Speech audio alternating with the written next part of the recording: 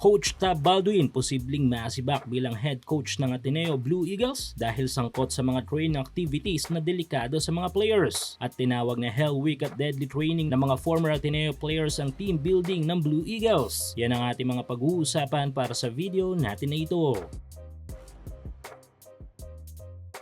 Sa ngayon ay naidala na sa Manila mga labi ng dalawang Ateneo players na nasawi sa isang trahedya. Heto nga yung palarong pambansa MVP na si Rene Baterbonia at ang Nigerian foreign player ng Blue Eagles na si Divine Adili. Matapos nito ay desisyon na ng kanilang bawat pamilya kung saan idadala mga katawan ng mga players. Si Rene Baterbonia ay balak iuwi ng kanyang pamilya ang kanyang mga labi sa kanilang lugar. Well, nagkaroon na ng paunang resulta ang investigasyon ng PNP. Ayon sa mga ito ay pure accident ang nangyari at walang kung anumang indikasyon ng foul play.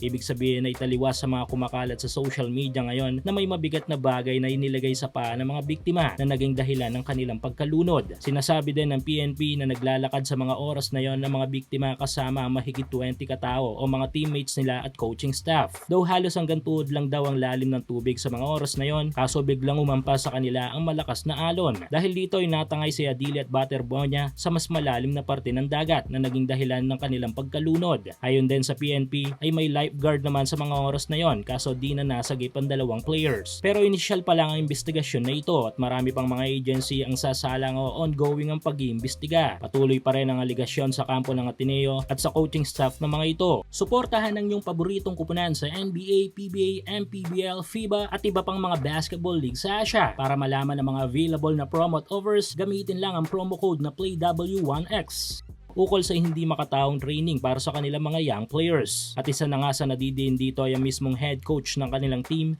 na si Coach Tab Baldwin. Base kasi sa mga reports online ay kay Coach Tab ang tema ng activities ng bawat team building ng Blue Eagles. Kaya sa paggulong na investigasyon at kapag napatunayan na may pagkukulang sa part ng Ateneo, sa coaching staff at maging kay Coach Tab mismo ay malaki ang posibilidad na masibak ito sa pagiging head coach ng kanilang kupunan. To be fair kay Coach Tab ay may ilang mga reports ay di rin sumuko si Coach Tab na maisalba ang kanyang dalawang players. Sinubukan pa nga daw nitong languyin ang dalawa kahit pa nga malakas ang alon at delikado sa edad nitong 68 years old. Kaso wala na talaga at huli na. At bilang patunay na sinasabing deadly training at Hell Week ng Blue Eagles sa team building na ito ay heto ang naging interview ng mga former Ateneo players na nasa pro basketball scene na ngayon. Bootcamp talaga, walang basketball as in sa beachfront lang kami.